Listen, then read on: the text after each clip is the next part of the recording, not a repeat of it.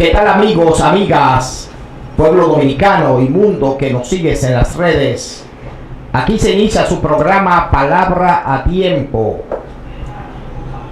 Le damos la bienvenida a todos ustedes, recordándole que nuestro director general es el licenciado Adonis Díaz, que está Arsenio Valdés en los controles técnicos, quien les habla el ingeniero Jesús Ogando y mi compañero el licenciado Iván López. Estaremos con ustedes durante la próxima hora, recordándole que pueden sintonizar este programa a través de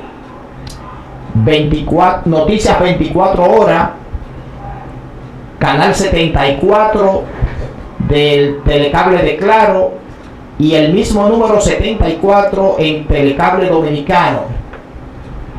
También puede sintonizarnos en cualquier parte del mundo en tiempo real en www.gdmtvestudio.com.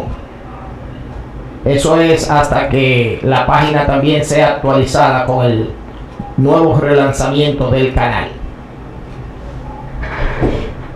Le damos las gracias por su sintonía y de inmediato vamos a presentar a nuestro compañero Iván López. Iván. Sí, bueno, Jesús, ¿cómo estás, hermano? Bien, gracias a Dios. Es un placer estar aquí, ¿verdad?, con nuestra teleaudiencia y todos nuestros amigos que fielmente pues nos escuchan y nos ven a través de las diferentes redes sociales. Hoy, Jesús, tenemos un tema muy importante, creo que de mucha necesidad para toda nuestra teleaudiencia, y es acerca de la medida de coerción. La medida de coerción. Yo creo que lo primero que hay que definir, porque este programa, como ya la gente sabe, es un programa educativo. Así es. Que trata de llevar temas que vayan a beneficio de la gente. Y lo primero que hay que definir, yo creo, Iván, es qué son las medidas de coerción, a quién se le aplica una medida de coerción, por qué existen. Así es. Entre otras inquietudes que quizás nosotros, los que no somos duchos en la materia, que no somos abogados, podamos tener una comprensión del tema. Así es, como yo te decía, eso, yo creo que hablar de la medida de coerción, sobre todo basado a la importancia del tema, y es un tema de mucho manejo social, porque a veces uno escucha en la televisión, uno ve la televisión, escucha en la radio, ve en las redes sociales, por ejemplo, cuando se está ventilando un caso en la justicia, que a tal persona, a tal imputado, a tal individuo, se le cantó un año, o se le cantaron 3 meses, o se le cantaron 6 meses de medida de coerción.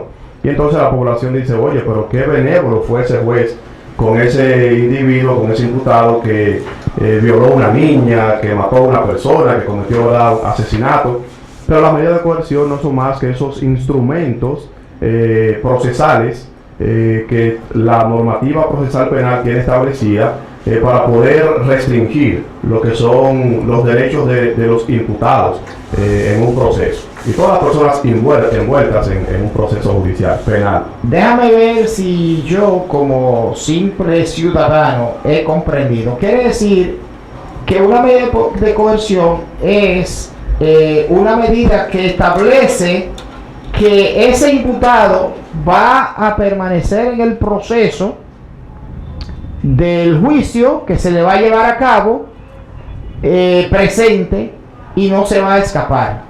Sí, así es como tú dices. Creo que tú has aceptado, Jesús, en esa definición que tú das, una definición que quizá con la palabra de un pueblano. Sí, claro, ¿no? Yo creo que tú procesalmente anda bien, ¿verdad? Anda bien. Bueno. Porque básicamente esto, la medida de coerción, como te decía, lo que busca es restringir un derecho que tiene una persona envuelta en un proceso judicial, sobre todo en este caso el imputado. Y sobre todo cuando hablamos de restringir un derecho, lo que estamos diciendo es que él está coartando. Por ejemplo, tú sabes que el Código Procesal Penal es el que establece este tema de lo que son las medidas de coerción. Y el Código Procesal Penal establece un sinnúmero de medidas de coerción. Por ejemplo, está el tema de presentación periódica, impedimento de salida, colocación de un dispositivo electrónico para saber dónde esa persona está, Y por último también el Código Procesal Penal establece una medida de coerción consistente en prisión preventiva. Y como tú mencionas, Jesús, básicamente es para poder garantizar que ese imputado pueda permanecer en el proceso. Ok, entonces, esos que tú acabas de mencionar son los diferentes tipos de medidas de coerción. ¿Y cuándo se aplica una medida de coerción, por ejemplo, de presentación periódica, que la persona va y firma un libro allí de que está presente, o una medida de coerción de impedimento de salida o de prisión preventiva? Sí, muy bien. Bueno, tú sabes que como tú mismo mencionabas, la idea de esto de la medida de coerción es garantizar que el imputado sea presente al proceso. Entonces, una medida de coerción, no importa la magnitud, no importa el tipo de medida que sea, se impone específicamente para poder garantizar que la persona se presente, para que la persona no se sustraiga del proceso. Y esta medida de coerción específicamente va a depender el daño penal que la persona ha cometido. Por ejemplo, una persona que comete un homicidio es una persona que le amerita la imposición de una medida de coerción. Ahora bien, no siempre la medida de coerción se impone. Pero, perdón, ¿en qué sentido no se impone? Porque ya tú estableciste de que la medida de coerción pueden ser presentación periódica, presentación impedimento de salida o prisión preventiva. Así es. Lo que tú quieres decir que no se impone es la prisión preventiva, sino siempre debe haber una medida de coerción. No necesariamente siempre. Libertad simple y pura puede ser. Exactamente, cuando el juez pues determina que la persona puede presentarse al proceso, no presenta peligro de fuga, ¿verdad? Entonces el juez simplemente lo que hace es que ordena una libertad pura y simple, como tú acabas de mencionar. Ok, pero que esa persona obviamente debe comprometerse a no sustraerse del proceso, sino que cada vez que haya una citación para ir a un juicio o a una audiencia, debe estar presente. Exactamente, debe estar presente. Pero tú, Jesús, toca un tema muy interesante, y cuando tú hablas de que ¿por qué no siempre se impone una medida de coerción, o si siempre se debería de imponer una medida de coerción? Sí. Mira, nosotros en el sistema judicial a veces uno ve el tema de la medida de coerción como una pena anticipada. Y cuando yo hablo de una pena anticipada, lo que quiero dejar dicho es que muchas veces al final del proceso la persona se determina ser inocente. Pero ¿qué sucede? Una persona ya tiene 1 año, 2 años, 3 años preso por una medida de coerción, porque aquí en este país creo que el porcentaje de personas que hay presos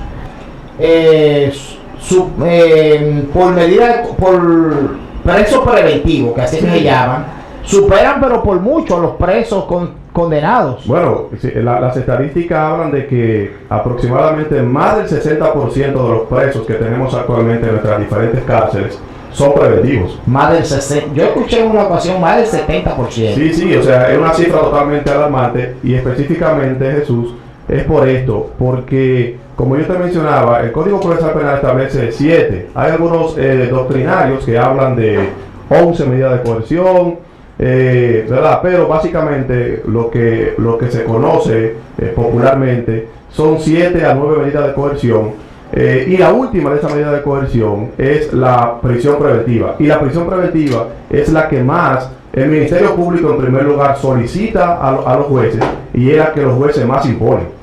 Sí, paradójicamente a lo que debería ser, porque es incluso la más costosa al sistema y al país.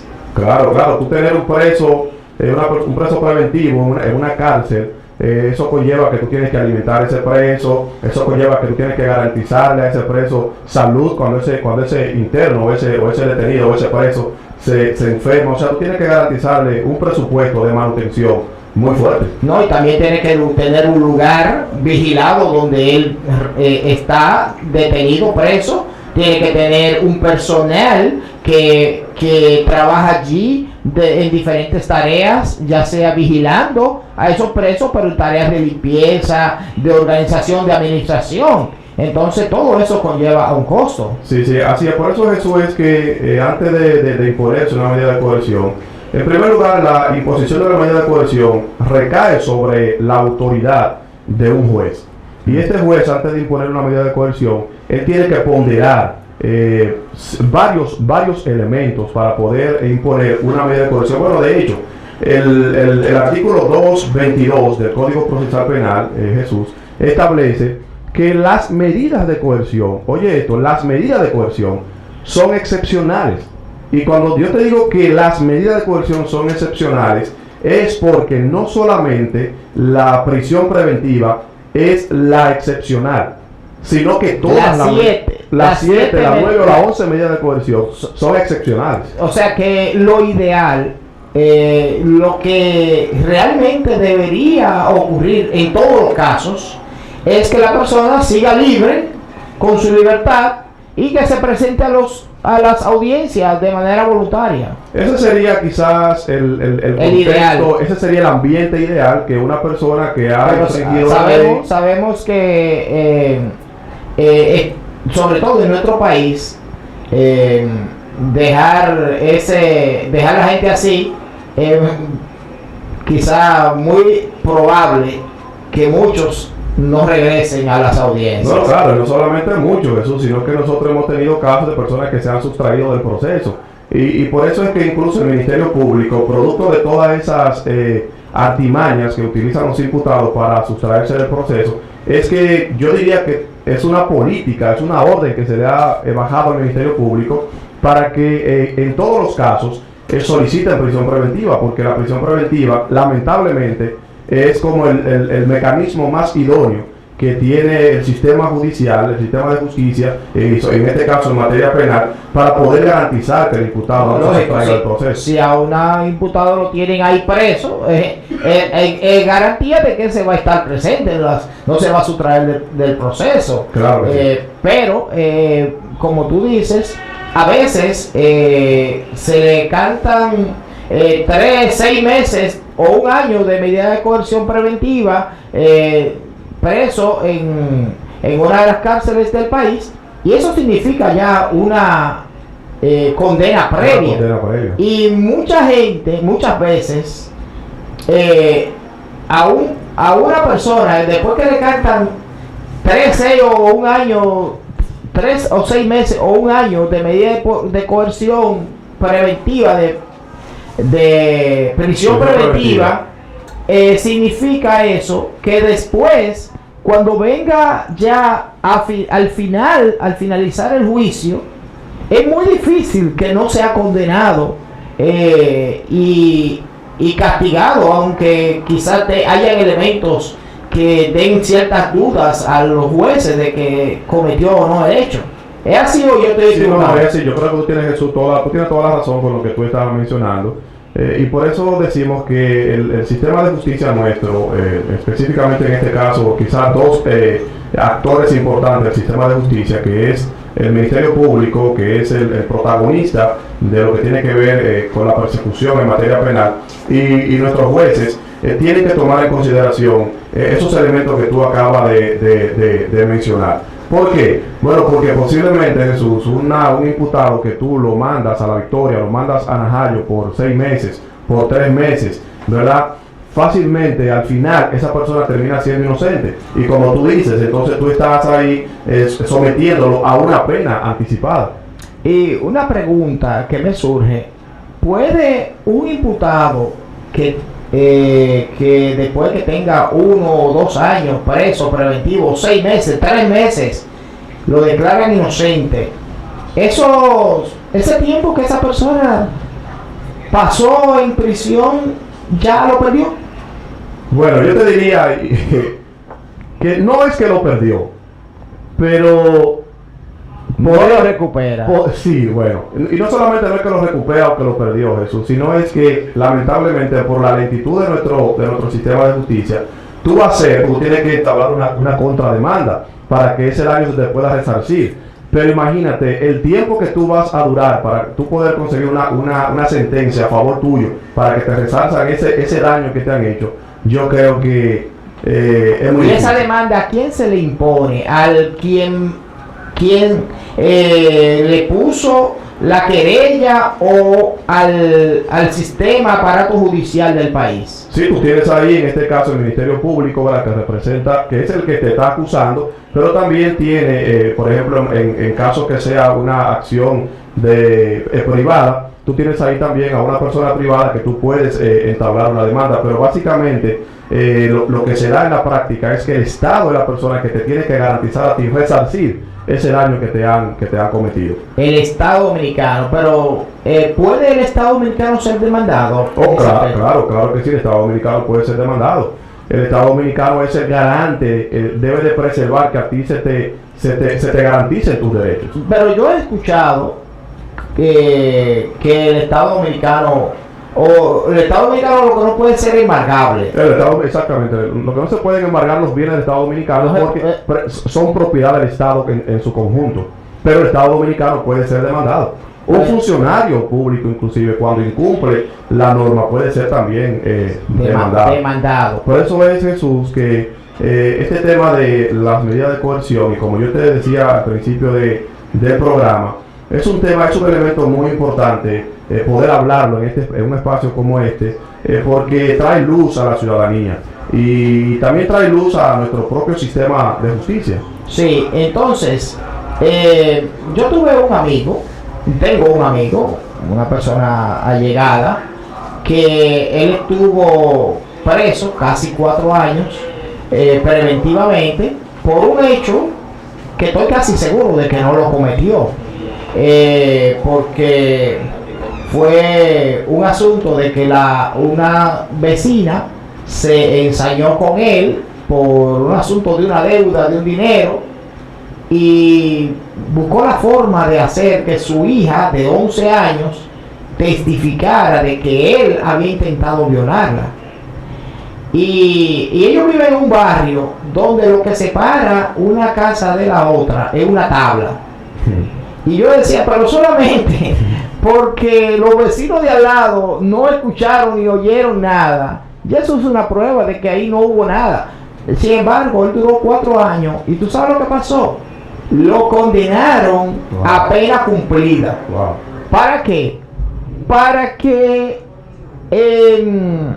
no pudiera él hacer una contrademanda. Sí. Entonces, pero él duró 4 años preso preventivamente, después que tantas cosas, porque aún el certificado médico del médico legista que hizo la investigación y el análisis a la niña determinó que esa niña no había sido tocada. Entonces él... Pero eso fue después de la sentencia ya condenatoria, después del juicio de fondo que lo condenaron a él. ¿O él salió no fue condenado en el juicio de fondo? Sí, él en un juicio de fondo fue condenado a pena cumplida. O sea, a 4 años de prisión, vamos a suponer. Pero ya él tenía 4 años preso. No sé si me estoy dando a entender. Sí, claro, su inocencia se pudo determinar después de la sentencia. No, es que no es que hubo inocencia. La inocencia está en que no tenían elementos para condenarlo y al final como quiera lo condenaron a 4 años de prisión, pero ya tenía 4 años preso, o sea que ya lo tenía cumplido. Sí, ¿no? Ese caso que tú mencionas es un caso que se da mucho, pero... Ningún juez a una persona que haya violado a una niña lo condena a menos de 10 o 15 años. Exacto, de 10 años. Entonces, la determinación que nos lleva a nosotros a concluir de que real y efectivamente esa persona, los jueces no tenían elementos para condenarlo, es el hecho de que a lo que lo condenaron a 4 años. Sí. Entonces, no es que él lo declararon inocente. Somos nosotros que llegamos a la conclusión de que él era inocente. Hubo una sentencia condenatoria para el juez, para la justicia, esa persona es culpable. Sí, exactamente. Pero no, ese no solamente es el caso, Jesús. El caso también hay personas que son inocentes y que lamentablemente, a pesar de ser inocentes, lamentablemente ellos son tienen una pena anticipada porque lo envían a la cárcel. Ah, sí, claro. Y cuando te envían a la cárcel con todos esos presos, muchos preventivos, otros que ya están condenados, entonces te están a ti poniendo en el mismo lugar de personas que ya están condenadas y que realmente han delinquido. Entonces, en nuestro país se manejan todos esos artificios y condenan a una persona, aún siendo inocente, para que la persona después no tenga derecho a reclamo, ni a poner una demanda. Entonces, o firma un contrato, un acuerdo, sí, y con eso subsanan y resuelven muchas cosas. Pero por eso es que yo abogo porque en este país impere un sistema de justicia que sea verdaderamente balanceado. La justicia se presenta como una balanza que no se inclina ni a favor ni en contra de ninguna de las partes. Y por eso se le pone una venda, ¿verdad? Para que no vea nadie, inclusive. Exactamente, tiene una venda y una balanza. Pero lamentablemente en este país esa venda se la han quitado y la balanza se inclina fácilmente a favor de alguien que quieren condenar o a favor de alguien que quieren beneficiar. Entonces, ojalá que en este país nosotros un día veamos un sistema de justicia equilibrado, valga la redundancia, justo, que condene a los culpables y que absuelva a los inocentes, independientemente de quién sea. Porque muchas veces nosotros, los dominicanos, abogamos porque se impere mano dura contra los que violan la ley. Pero cuando el violador de la ley es otro, no nosotros. Entonces cuando es uno de los nuestros, un familiar, un hijo, alguien cercano, o uno mismo, ahí está uno buscando al coronel, al general, al funcionario, al abogado, a quien pueda ayudarnos a nosotros a evadir las consecuencias que pudieran venir a nuestras vidas por haber infringido la ley. Así es. Y Jesús, tú mencionas un tema muy importante cuando habla de evadir. Nosotros muchas veces queremos evadir la justicia. La persona que ha cometido un acto, ¿verdad?, penado por nuestra normativa penal, lo que quiere es evadir. Y por eso es, como mencionábamos, evadir las consecuencias. Evadir sus consecuencias. Y por eso es que lamentablemente, como nosotros mencionábamos, esa medida de coerción consistente en prisión preventiva, por eso es que lamentablemente los jueces nuestros se han visto en la necesidad y en la obligación de imponer medidas de coerción consistentes en prisión preventiva. ¿Por qué, Jesús?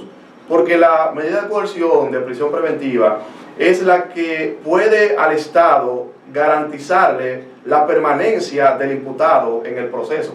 Y déjame decirte, yo veo el tema de la imposición de la prisión preventiva incluso como una debilidad estatal.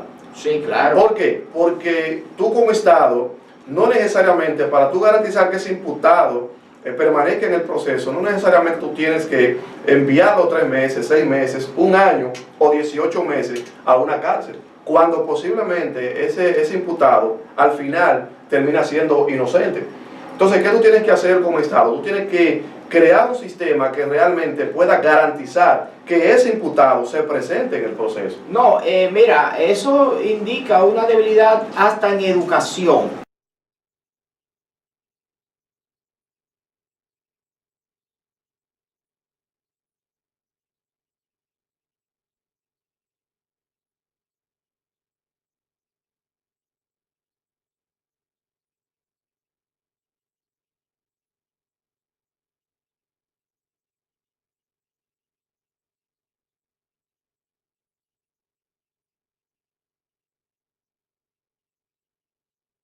Pero también es una debilidad del mismo sistema en todos los sentidos. Claro. Vamos a una pausa ahora, Iván, y cuando regresemos, yo quisiera que hablemos sobre si alguien está siendo objeto de un proceso para que se le aplique una medida de coerción? ¿O qué podemos nosotros hacer para que la medida de coerción que se nos aplique en un momento que sea la menos gravosa? Sea la menos gravosa. ¿Y qué tú recomiendas en ese aspecto? A ustedes quédense ahí en sintonía con su programa Palabra a Tiempo, que en breve regresamos.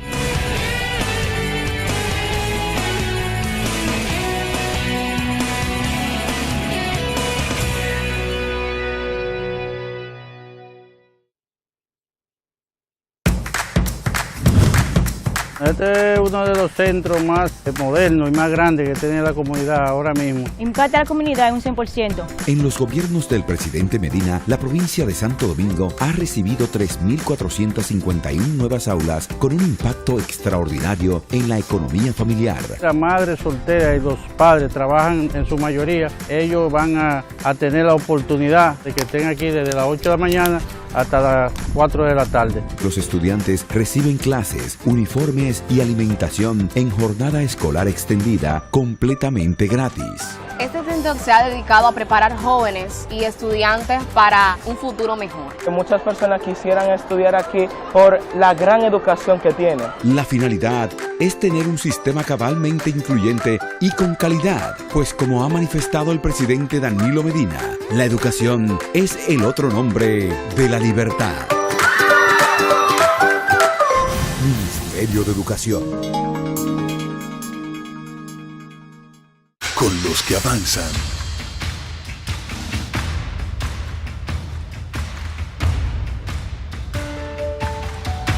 Con los que construyen futuro.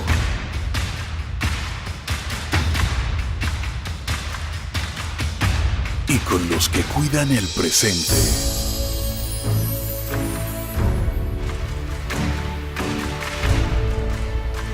Y con los que sueñan. Con todos los que aman esta tierra.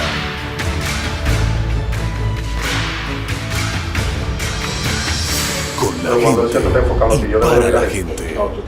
Gobierno de la República Dominicana. Cuando esa me esté enfocando a mí, Creo que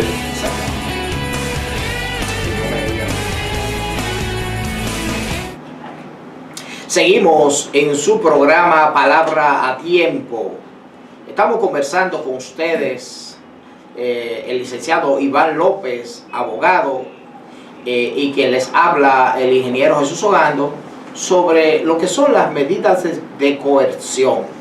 Y cuando nos fuimos a la pausa, Iván, hablábamos de que tú ibas a tratar los elementos que toma en cuenta el juez para poner una medida de coerción, y de esa manera poder nosotros saber qué debemos nosotros hacer para que se nos aplique, en caso de que seamos en un proceso, se nos aplique la medida más benévola, menos gravosa para nosotros.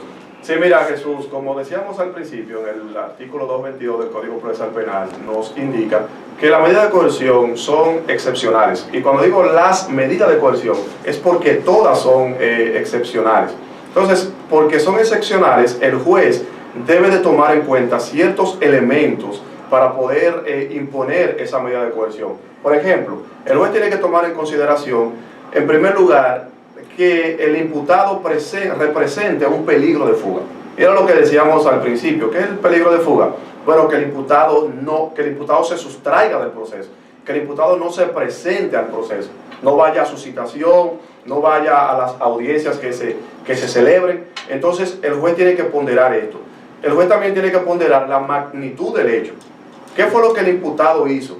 Porque no es lo mismo posiblemente un accidente de tránsito en donde no resulten personas lesionadas o no resulten personas muertas, a un homicidio o a un asesinato que se cometa. Entonces, por esto el juez tiene que tomar en cuenta la magnitud del hecho que se va a juzgar en un futuro. Y también el juez tiene que tomar en consideración, como te decía, en primer lugar, tomar en cuenta el tema del peligro de fuga. En segundo lugar, tomar en cuenta la magnitud del hecho. Y en tercer lugar también, el juez tiene que tomar en cuenta que ese daño ese delito que se ha cometido conlleva prisión. Bueno, o sea que tú acabas de decir que a veces la persona puede quizá tener presupuestos, como dicen ustedes los abogados, Sí. Suficientes para demostrar que es una persona que no se va a sustraer del proceso, pero la magnitud del hecho cometido conlleva a que sobre todo si hay indicios de culpabilidad muy serios, conlleva a que se le aplique una medida de coerción de prisión preventiva. Ese fue, por ejemplo, el caso de Pérez Figuereo, que está acusado de haber asesinado al ex rector de la UAS y candidato a senador por el PRM en las pasadas elecciones, Fedrillé. Blas Peralta. Ah, sí, Blas Peralta, perdón, me equivoqué de nombre. Blas Peralta, que está condenado, está acusado Por la muerte del ex rector. del rector Fedrillé, y que aquí no Fedrillé, y que él luego lo condenaron a prisión preventiva, creo que de 1 año de prisión preventiva. Sí, y mira, tú mencionas... Por la magnitud del hecho. Así es. Porque todo va a depender yo estoy casi seguro, perdón que te interrumpa, estoy casi seguro de que si el hecho fuera de una menor cuantía, vamos a decir que él quizás agredió a alguien físicamente, pero no llegó a no hay muerte. No hay muerte. Lo más probable es que a lo mejor le hubieran impuesto una presentación periódica o una condena más, ¿cómo fue la palabra? Una medida. Una medida de coerción más... menos gravosa. Menos gravosa. Así es, Jesús. Porque, o sea, lo que sucede es cuando, como tú mencionas, el tema de la magnitud del hecho, como yo te decía, no es lo mismo una persona que comete quizás un robo en donde no hay muerte, en donde no hubo escalamiento, es simplemente un robo de esos que uno conoce que se dan así en la calle, ¿verdad? A que una persona cometa un robo con escalamiento, cometa homicidio durante ese robo, destruya todo lo que está ahí. Esa es una persona que cuando vaya a presentarse ante un juez, el juez va a ponderar esa magnitud de ese hecho y hay mucha seguridad que esa persona vaya, ese juez le imponga una medida de coerción consistente en prisión preventiva.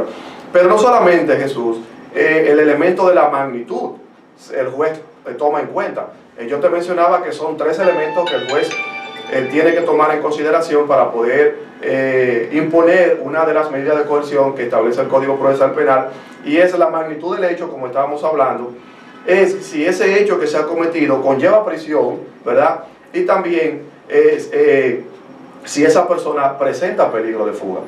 Y es importante, Jesús, también hablar para que nuestros amigos televidentes y todos los que nos siguen en las redes sociales puedan también estar bien claros en este tema de las medidas de coerción, que el juez, así mismo como impone una medida de coerción, el juez también tiene la facultad para no imponer, como yo te decía, ninguna medida de coerción, pero también el juez tiene la facultad para variar esa medida de coerción que él impone. Ok, y entonces, ¿cuándo se puede variar la medida de coerción? Sí, mira, una medida de coerción, Jesús, tiene, en primer lugar, se establece su variación, o más bien el conocimiento de ella, para que ella misma sea reformada, es que tú tienes un plazo de 3 meses como imputado para tú poder apelar a esa medida de coerción. Pero también tú puedes, en cualquier fase, en cualquier momento, tú puedes presentarte, solicitarle al juez, ¿verdad?, que pueda conocer este caso para que él pueda cambiar esta medida de coerción. O puede ser que una medida de coerción, si los presupuestos de la persona que se le ha impuesto esa medida de coerción varían, y el juez puede presentar algunos presupuestos más poderosos, más fuertes, de mayor envergadura, entonces poder convencer al juez de que esos presupuestos son suficientes para garantizar que no se va a sustraer del proceso. Sí, exactamente. Y no es el juez que presenta los presupuestos, es el imputado que presente presupuestos de mayor envergadura, de modo que convenza al juez de que la medida de coerción puede ser variada a su favor. Y de la manera que él convence el juez es con presupuestos que puedan tumbar, ¿verdad? Que puedan eliminar, que puedan hacerle entender al juez. Que puedan eliminar las dudas. Que él, haber tomado esa medida de coerción de prisión preventiva, hay elementos nuevos, ¿verdad? Elementos probatorios nuevos que le dicen al juez, mira, este individuo no se va a sustraer del proceso. O puede ser que sea al revés, que el Ministerio Público presente ciertas evidencias de culpabilidad o quizás de algunas cosas que hagan que la medida de coerción sea variada. Yo creo que es más difícil en contra del imputado. Sí, o a favor del imputado. No, que el Ministerio Público presente ciertas pruebas, ciertos elementos que si, por ejemplo, se le impuso una medida de coerción de presentación periódica y el Ministerio Público entonces quiere que esa medida de coerción sea variada a prisión preventiva. Claro, el Ministerio Público, así mismo que el imputado, él tiene que mostrar por qué él está solicitando que esa medida de coerción se le varíe. Por ejemplo, supongamos que el imputado tiene una presentación periódica. ¿Y qué sucede? Que posiblemente él tiene que ir todos los meses, los últimos lunes de cada mes, pero él ha faltado en varias citas. Él no ha ido a firmar el libro, ¿verdad? Que se le establece para que él pueda firmar y se presente ante ese lugar que el juez ya ha establecido. El Ministerio Público recoge, ¿verdad? Esa prueba, la lleva ante el juez y dice, mire juez, ese imputado no está cumpliendo con lo que usted le impuso. Entonces el juez toma en consideración esos elementos que el Ministerio Público está trayendo y entonces el juez puede, de arresto de presentación periódica, puede enviarlo a la cárcel de Najayo de la Victoria con una prisión preventiva. Tú mencionaste arresto domiciliario. ¿Puede ser dentro de la medida de coerción el arresto domiciliario está contemplado? Sí, claro que sí. Dentro de la medida de coerción el arresto domiciliario está contemplado, que no es más que ese imputado. Eso es prisión preventiva. Pero es una prisión preventiva indirectamente. Lo que sucede es que esa prisión preventiva, como tú le llamas, tú la vas a cumplir en tu casa. Tú tienes que pasarla en tu casa. Para tú poder salir de ahí, tú necesitas el permiso del juez para poder salir de tu casa. Bueno, y se supone que hay una vigilancia permanente, alguna seguridad ahí observando que tú no salgas. Claro, todo va a depender de lo que el juez determine. El juez inclusive puede enviarte para tu casa, tú tener prisión preventiva, para tener arresto domiciliario sin ninguna vigilancia. O puede ser que el juez establezca la vigilancia para poderte tener ahí bien sometido. Por ejemplo, nosotros tenemos un caso reciente que se estuvo ventilando, que se está ventilando, ¿verdad?, en nuestros tribunales, y es el caso de Odebrecht. Tenemos ahí imputados que ellos se le conoció la medida de coerción consistente en arresto domiciliario, y una parte de ellos están cumpliendo ahí esa medida en sus casas. ¿Y tienen vigilancia o son sin vigilancia? Todo va a depender, como te decía, lo que el juez No, estoy diciendo eso es de Odebrecht. ¿Tú estás informado si tienen vigilancia? Creo que tienen vigilancia, Y una pregunta que me surge a mí, ¿conoces tú algún caso aquí en el país donde se haya variado la medida de coerción para imponer una medida de mayor arraigo en contra del imputado? Sí, como yo te decía, en nuestros tribunales, claro que sí, que hay muchos casos relacionados a lo que tú estás mencionando, Jesús, pero siempre, mira que lo que sucede, el juez no puede actuar ultra petita. ¿Qué significa esto? El juez no puede dar más allá de lo que se le está pidiendo, él sí puede dar menos. Entonces el juez, la única responsabilidad del juez es aplicar una justicia justa, ¿verdad?, como su nombre lo indica, y él lo que va a hacer es que va a otorgar lo que las partes le están pidiendo. Si el Ministerio Público, en este caso, solicita que esa prisión preventiva, prisión preventiva o esa presentación periódica, esa medida de coerción consistente en prisión preventiva sea consistente en presentación periódica, como sea tú mencionas, variada a una prisión preventiva. el juez puede acceder a esa petición que Pero la pregunta es, ¿ha habido casos en nuestro país? Porque yo sé que ha habido muchos casos en los cuales se ha variado a favor del imputado. La pregunta es si ha habido casos que ha variado la medida de coerción en contra del imputado. Sí, claro que sí que tenemos casos. Quizás mencionar toda la hora así de memoria, quizás no vienen nombres, y no me gustaría quizás mencionar nombres así de manera específica en este espacio, pero claro que sí, porque es como te digo, el tema es, Jesús, que el juez está para ofrecer lo que se le pida, siempre y cuando esa solicitud que tú le haces al juez, ese petitorio que tú le haces al juez, tú lo estás sustentando con pruebas fehacientes. Sí, entonces, ¿cuáles son los presupuestos que puede presentar un imputado que le puedan mover al juez a pensar en que es una persona que no se va a sustraer del proceso? Yo he escuchado, por ejemplo, un contrato de alquiler de una casa, yo he escuchado abogados que piden contrato de renta de telecable, de teléfono, de servicio telefónico a nombre de la persona y otras cosas.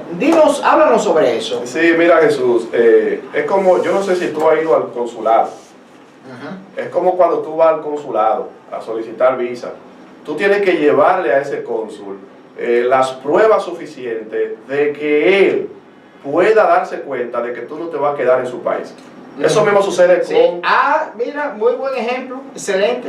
Sí, eso mismo sucede con este punto de los presupuestos para que el juez no te otorgue una medida de coerción, no solamente la prisión preventiva, sino para que él no te otorgue, para que simplemente él te mande para tu casa con una libertad pura y siempre como uno le conoce. Entonces tú tienes que presentarle a ese juez esos presupuestos que le muestren al juez, que lleven al juez más allá de toda duda razonable de que tú te vas a sustraer del proceso o de que tú no te vas a sustraer del proceso. Sí. Y como tú mencionas, bueno, tú tienes ahí en primer lugar los arraigos. El arraigo no es más que esas pruebas que tú tienes para presentarle al juez, en donde tú le dices al juez, mira, yo tengo un domicilio, ¿verdad?, fijo, yo tengo una familia, mira, yo estoy casado, yo tengo una cuenta bancaria, yo trabajo en tal sitio, tengo una empresa, yo trabajo en X empresa, o sea, yo no me voy a sustraer del proceso. O soy empresario de tal o cual negocio. Pero mira qué sucede, Jesús, en que yo tengo ahí mi discrepancia con respecto al tema de los arraigos. A veces las personas creen que el que más dinero tiene, es la persona que puede mostrarle al juez que él no se va a sustraer del proceso. Y a veces es el que más fácil se va, porque se coge un avión por ahí mismo. Más fácil que aquel que a lo mejor no tiene cómo escabullirse por esa vía. Exactamente, tú das ahí en un punto muy interesante, Jesús, y es que, bueno, ¿quién tú crees que puede sustraerse más fácil de un proceso judicial? De aquel que tiene, como tú dices, una avioneta parqueada ahí en su hangar, o una persona que lo que gana, o quizás no tiene una avioneta, pero tiene con qué comprar un pasaje y tiene visa y tiene forma de viajar. Claro que sí. Aquel que quizás lo único que le queda para salir es una yola o irse por la frontera. Claro, pero eso no te diste cuenta que en el caso de ahora de Odebrecht hubieron muchos imputados que ellos le dijeron al juez, mira, aquí está mi pasaporte visado, yo te estoy diciendo a ti que yo no me voy a ir del país, porque como tú dices, es más fácil tú irse del país, sustraerse del proceso, una persona que tenga visa, una persona que tenga mucho vínculo, mucha relación, que una persona que posiblemente no tenga nada. Entonces, el tema del arraigo, yo creo que es un tema muy delicado y yo diría, un tema muy subjetivo, porque yo soy de lo que dice, de lo que sostiene, que muchas veces mientras más tú tienes, más peligro de fuga tú representas. Eso sí, pero también por otro lado, mientras más tú tienes, más apego vas a tener a esas cosas. Y por lo tanto, más difícil te será despegarte, valga la redundancia. Entonces, todo eso son cosas que se toman en cuenta. Entonces, si no se toman en cuenta los arraigos, ¿Qué otra cosa podemos tomar en cuenta? ¿La seriedad de la persona? La seriedad de la persona, incluso el juez toma en cuenta el comportamiento de ese imputado durante el proceso. Tú has visto algunos casos que han televisado que tú ves imputado, óyeme, que le faltan el respeto al juez. Hay imputados que el juez lo manda a hacer silencio y ellos hacen una algarabía en plena audiencia, o sea, le faltan el respeto a los magistrados. Entonces el juez inclusive toma en consideración ese comportamiento de esa persona en esa medida de coerción que se le está conociendo. Entonces, por ejemplo, una carta de una junta de vecinos, una carta de una iglesia, donde den testimonio de que la persona tiene tantos años viviendo en ese entorno y que no va esa iglesia o esa parroquia o esa iglesia evangélica o ese barrio, esa junta de vecinos, da testimonio de que una persona seria, que cumple con sus compromisos, tiene más, a modo de tú ver las cosas, pudiera tener más valor frente a un juez que los arraigos de propiedades y asuntos que la persona posee. Lo que pasa, Jesús, es que cuando hablamos de el fardo probatorio que tiene que presentar el imputado para poder destruir el elemento, la presunción del peligro, la duda con respecto al peligro de fuga. Porque realmente todo parte de una duda. Exactamente. Y nadie se puede poner molesto ni sentirse mal porque duden de él. Claro, ¿no? El sistema. Y recuerda, es así. claro, y recuérdate que tanto la Constitución como el mismo Código Procesal Penal establece la presunción de inocencia de ese imputado. Por eso es que parte de la responsabilidad y parte de la función del Ministerio Público, incluso y del actor civil en este caso, es demostrar que ese imputado no es inocente. Sí, pero precisamente la presunción de inocencia es una cosa, pero cuando se va a aplicar una medida de coerción, la presunción no es inocencia, sino la presunción es que la persona se va a escapar. O sea, lo que se presupone es que la persona va a buscar medios para escabullirse. Sí, claro que sí. Y lo que se supone es que esa persona es culpable. Porque sí, cuando el Ministerio Público lleva, tú sabes que el tema del proceso penal tiene fases. El tema de la medida de coerción es la primera fase, es la fase preparatoria, ¿verdad? Porque luego tú, después de la medida de coerción, tú tienes ahí una fase que se llama las audiencias preliminares.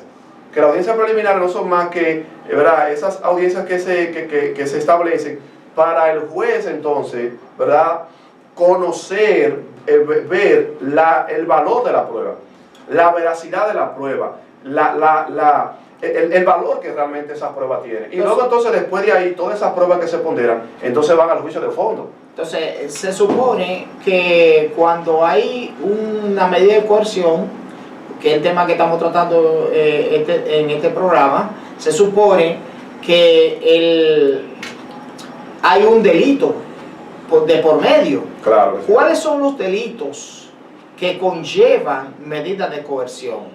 Sí, tú sabes que el tema de la medida de coerción cae dentro de lo que es el derecho penal. Todas las infracciones, todos los delitos que tú cometas que conllevan prisión, por ejemplo, una infracción... Que ya conlleven una condena penal o una... sí, exacto. Todos los delitos penales. Todos los delitos penales, ¿verdad?, entran dentro de esa categoría que tú estabas mencionando. De hecho, lo que tiene que ver con los accidentes de tránsito, inclusive, entran dentro de esa categoría penal porque hay prisión por el medio. Por eso es que en materia civil tú tienes una deuda con alguien y por deuda nadie cae preso. Porque lo que sucede es que hay una diferencia en lo que es el derecho, que quizás esto pudiese ser otro programa, ¿verdad? Sí. Hay una diferencia en lo que es el derecho civil y el derecho penal. El derecho penal lo que busca es sancionar el mal que se ha cometido, el delito que se ha cometido.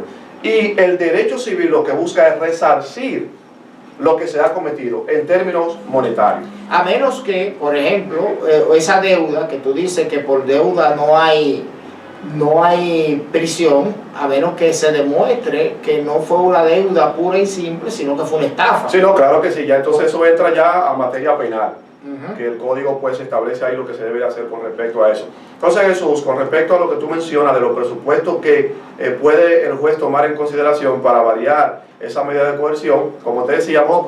O no para variar, sino para imponer. O para imponer, exactamente. Una medida también. Exacto, porque él lo toma en cuenta para imponer, pero también para variar. Sí. Porque para poder variar la medida de coerción, ese imputado, tú tienes que presentar ante el juez elementos que hagan que varíe eso. Sí. Por ejemplo, supongamos que una persona en ese momento no tenía una carta, como tú mencionas, de la Junta de Vecinos, no tenía una carta de una iglesia, no tenía quizás el acta de matrimonio, las actas de nacimiento de sus hijos, la cuenta bancaria. Entonces en ese momento no lo tenía y el juez, como no se lo presentaron, por eso es que muchas veces muchos abogados utilizan en el tema procesal aplazar la audiencia. ¿Para qué? Para que entonces se le dé al juez, para que se le dé al imputado la oportunidad de poder defenderse. De poder recaudar todas esas informaciones, todos esos documentos y títulos universitarios. Claro que sí, claro que sí. Son muchas cosas. Eso claro, por eso es Jesús que el juez tiene que garantizar el debido proceso. Sí, ese ejemplo que tú pusiste cuando uno va al consulado es un excelente ejemplo porque realmente, déjame ver, disculpa, voy a poner esta llamada a ver si hay alguien que está viendo el programa. Sí, en lo que tú tomas la llamada. Sí, buenas. ¿Aló? Sí. Claro.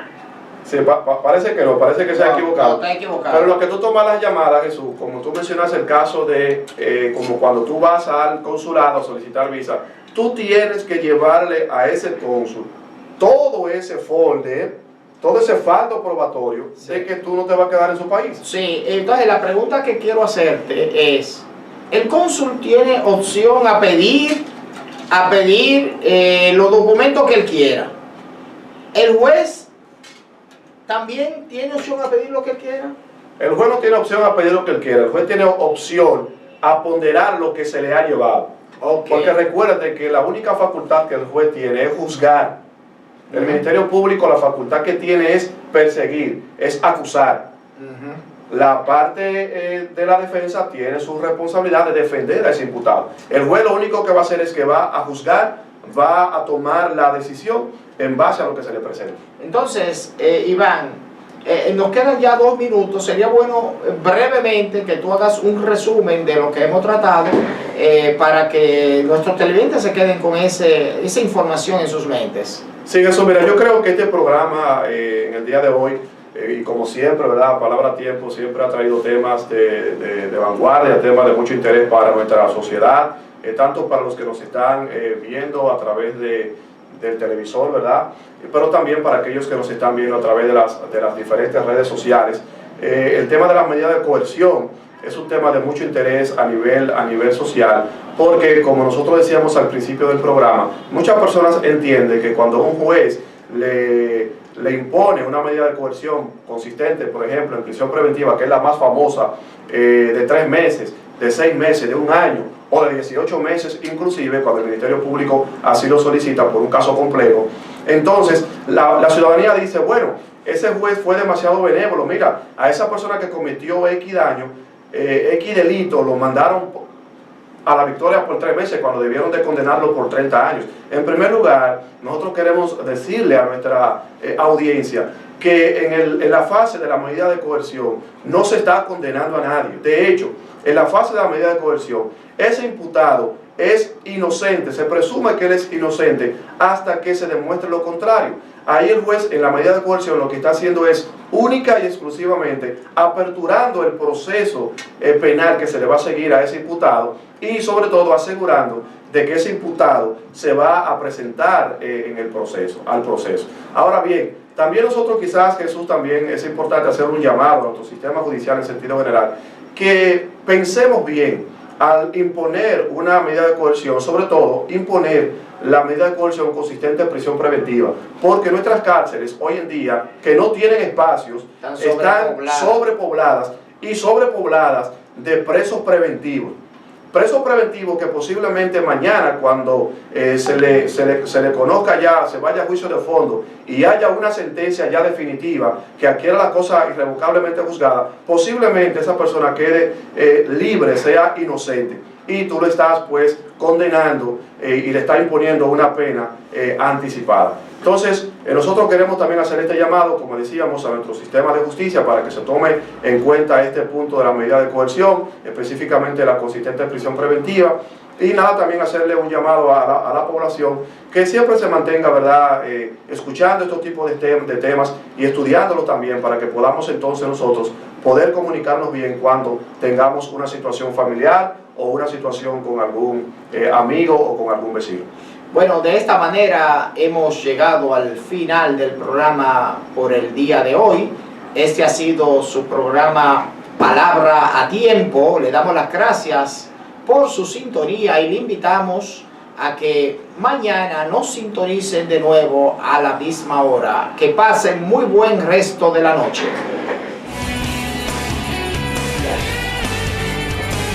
Gracias, señor.